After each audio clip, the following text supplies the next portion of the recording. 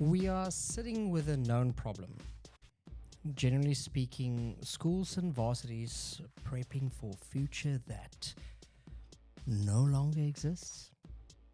And surely a bit more details needed here. We are prepping for skills and careers that are formed around an era that now no longer exists. Take your current office environment, for example. Recruitment issues, young and entitlement.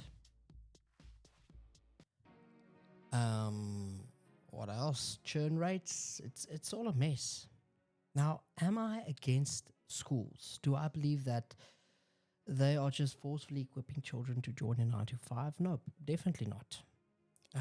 And I need to get a bit of more thought here. So I'm not against any school system out there. I'm not pro anything or against anything. I'm not in the space to make that decision for the mere fact that my kids are still young. And I'm not a conspiracy theorist. I think every single conspiracy theorist most probably say that they are not a conspiracy theorist, right? So, but really, I am not a conspiracy theorist. What am I talking about? I'm talking about the mere fact that this year we're talking about the whole shift, the whole dynamic shift that is happening between the industrial age to the digital era. And we know the schooling systems that we do have, it's no secret that they were formed from the previous era. Now, we are sitting here, and I see that in the business world that there is a lack of certain life skills or soft skills that is not intentionally taken away from anyone, it's just not there. It was always expected that the life or the career you were walking into, that will kind of equip and shape you towards that, if that makes sense. Where we see that doesn't happen. So now, we cultivate kids at a young age in this instant gratification, self-entitlement role. They walk into this working space and it's a complete mess. So join in as we delve into some practical steps on the importance of soft skills and how they carry weight. Oh, that's actually what we're talking about today. So, but we need to start somewhere. All right. So if you guys are ready, how's about we start off this show? Welcome to yet another episode of Not Yet Mature, the podcast series talking about life and business, the mix between the two, and hopefully allowing the entrepreneur and founder to find some insights of what the path looks like, or rather should look like ahead. XCAP has a vision that the ethical business that is formed around servitude and relational transactions should be given the advantage to exit the finite space and enter the infinite games. This, collectively, is our mission and our goal. Without further delay, let's dive into today's chat. Here with me, your host, founder of Exemplo Capital, Dion Richter. Like and subscribe, the usual.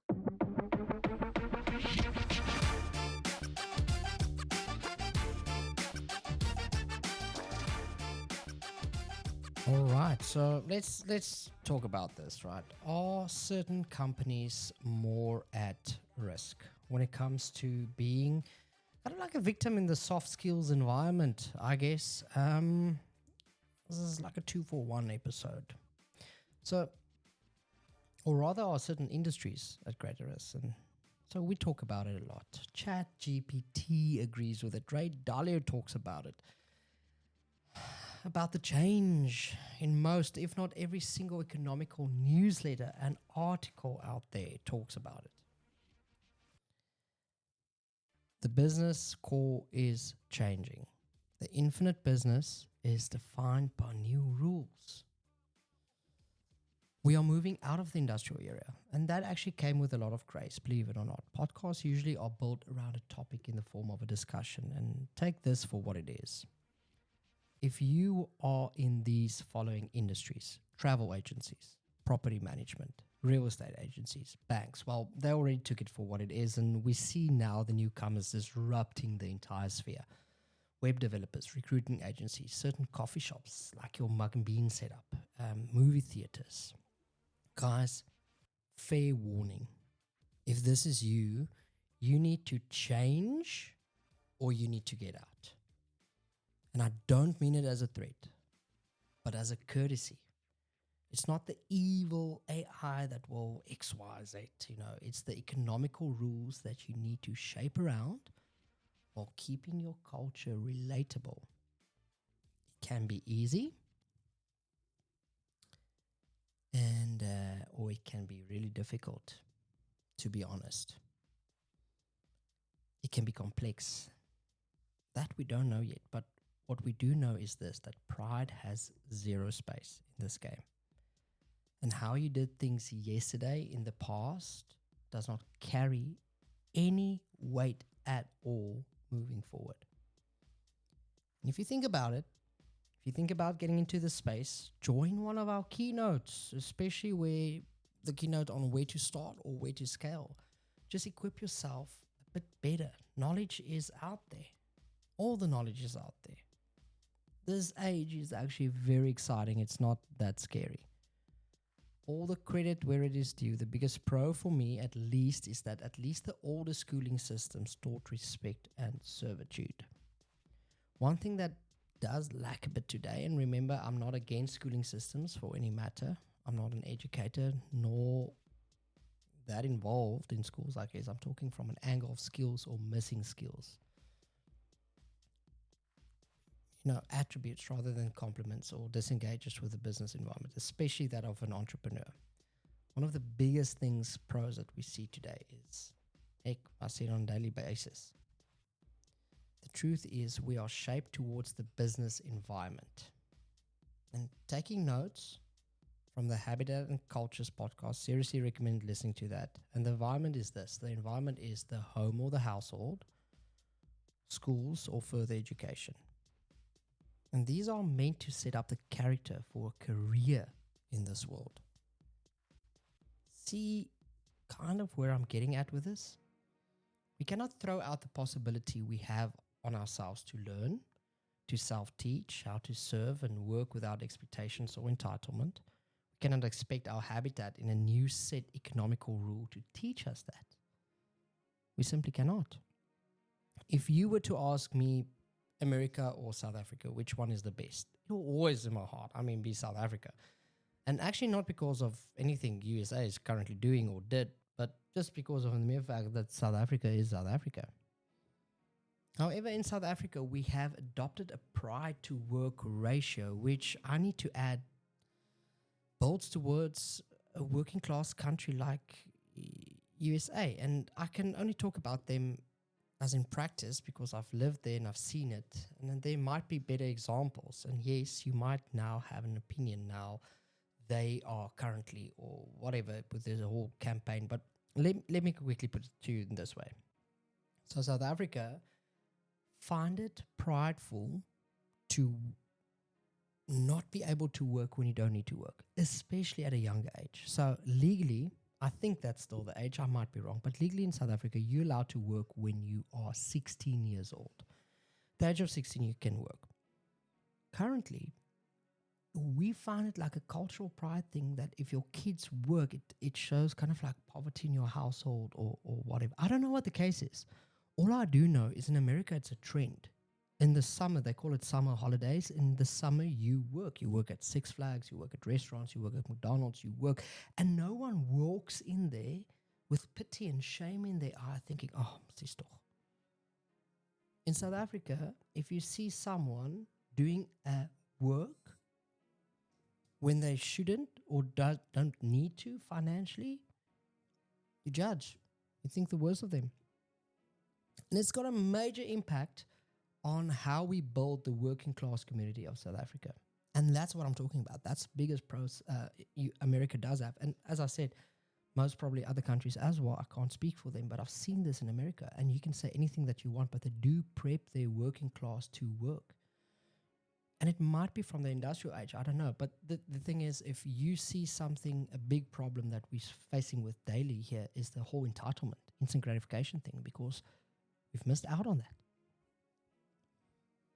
And if I need to work in South Africa, I'm going to use the term the McDonald's or the Spur analogy, and it might be the spa analogy as well, working at the tolls. There's no shame at that. My kids one day, and send this recording to them, they will work in such a similar environment. Why? And what are the takeaways from this episode? Why is this so important to me for them to do this? Because it teaches you a couple of skills. It teaches you the skills you need to have to survive in the new economical era. It teaches you the skills that you actually do need in the digital era that came kind of as a given in the industrial era. So, okay, I've got two lists. The real basic of course, that's what you get from, the working environment. And then I never thought about that moment. Okay, it makes sense. So let's start with the do's. The first thing that these things teaches you at a young age is client relations. You get to learn how to work with difficult people, grateful people, any type of person, really. It teaches you sales, and not most probably your own sales methodologies, but sales in the form of what corporate decided the sales structure, the upsell, everything would be. But it teaches you that trade. It teaches you to carry out instructions. It teaches you teamwork because you're now part of something at a very young age, much bigger than yourself. It teaches you communication. It teaches you accountability. You earning money for something that you do. Accountability, stewardship. It teaches you how to break away from that entitlement. Yet we see it, sorry, my kid won't work there because it looks bad on the family. It doesn't look bad on the family. This is the biggest pride issue in South Africa that I say is complete nonsense. And we see it in the workplace. If you think it's embarrassing your family, if you are raising an entitled brat into this workspace, that is an embarrassment. I guess I will edit that out later. Maybe not. I don't know. That's maybe a bit harsh. Apologies. But still. So what are the not so do's in this moment? So the first one is communication. This is what it teaches you. All right, because communication is more than just listening or speaking. Rather, it's listening, it's speaking, it's confirming, it's verbal, it's non-verbal, it's body language, it's everything. And if you work from this young age into something, like this setup, for example, the Spur or McDonald's or Spa, let's just call it the Spur or McDonald's work environment now. And I don't at all in any sense mean this as a degrading thing. Even if you work there as an adult, I don't mean this degrading. We are called to work, and that's that. I don't mean it in anything else. What I'm saying is the look down on certain places or things, or it's not even about the place in this podcast. It's about working at an age where you, according to us, shouldn't be working, where I'm saying you should be, right? Kind of getting where I'm at. But in any case, that communication is something that you will never learn in university. Never. That is something you will learn in the working place. And as we conclude in this episode, you'll see that that skill learned earlier is much more valuable moving forward. The not so does number 2 is servitude. You're learning how to serve others when you don't need to. What an amazing, profound opportunity that is to say, listen, I'm here to present, I'm here to serve, I'm here to give, especially when I don't need to.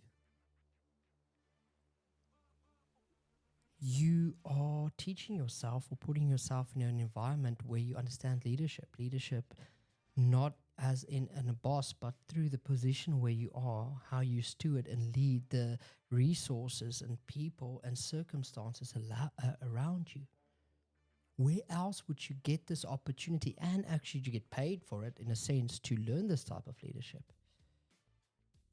Because from the moment you enter varsity and workplace, you are taught by the culture or the environment of the working place or the university to strive and lead towards excellence. Now in a position where, yes, strive and lead for excellence is fine, but lead with what you have around you. How beautiful is that?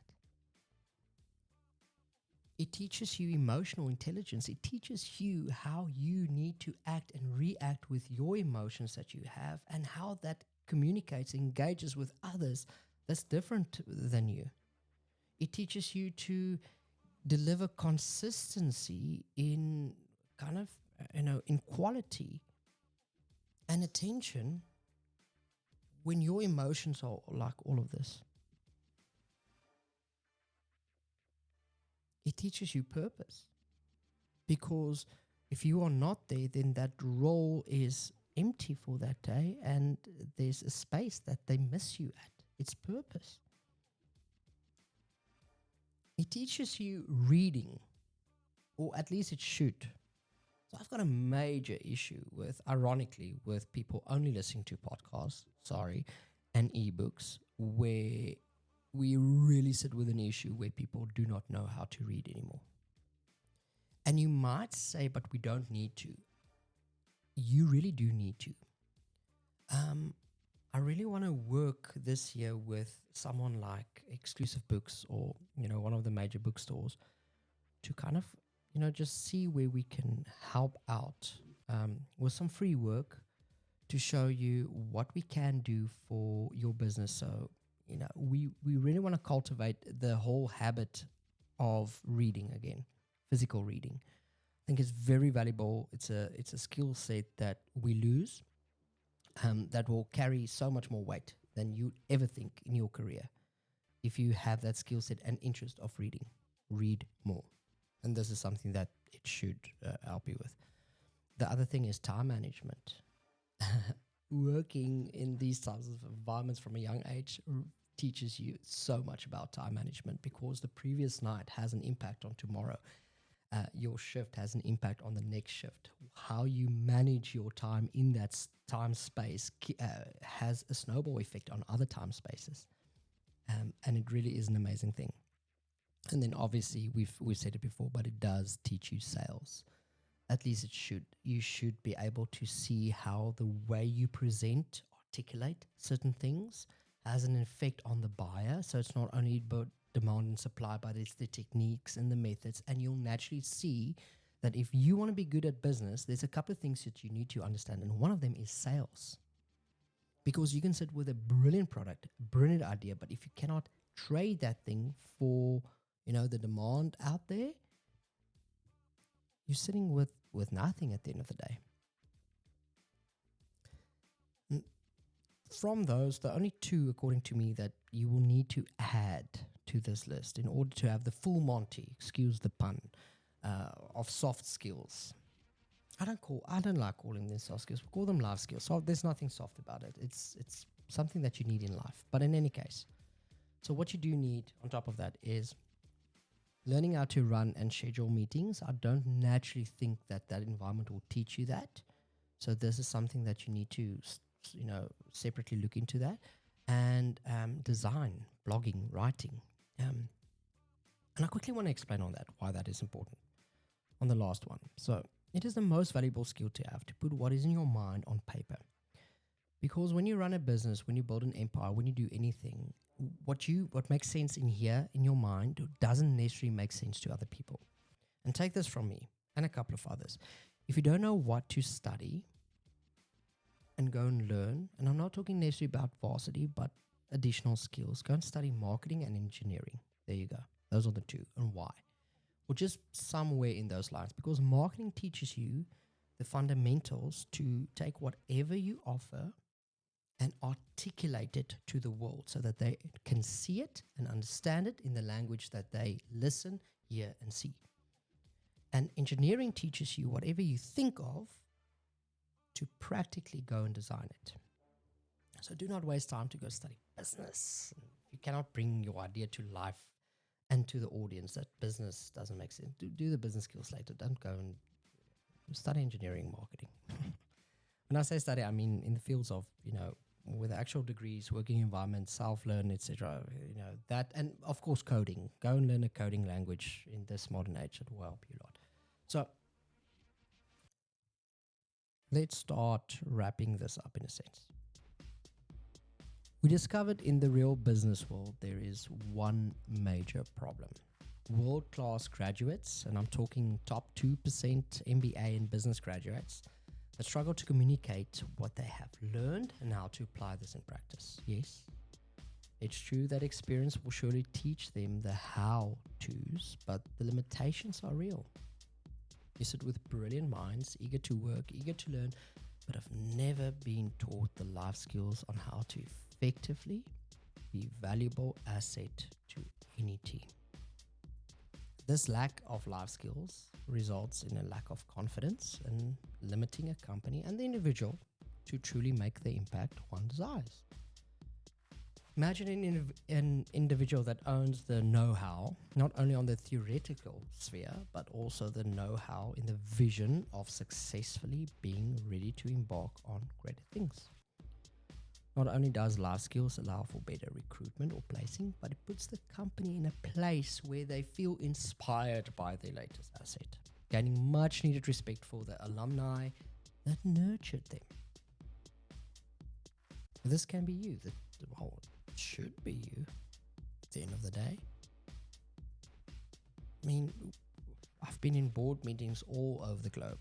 We've trained collectively over 3,000 sales agents and met incredible aspiring entrepreneurs. From your local grocery store to the juggernaut empires ruling Wall Street, we have seen it all. One thing that is clear and evident across all industries and sizes is people hire, and keep this in mind, let's drop out the music so you can listen here. People hire on two main criteria. Number one, soft skills. There's nothing soft about it. We call them life skills. And number two, experience. Ironically, your qualification, what you studied, that piece of paper only counts toward the basics, getting you the interview.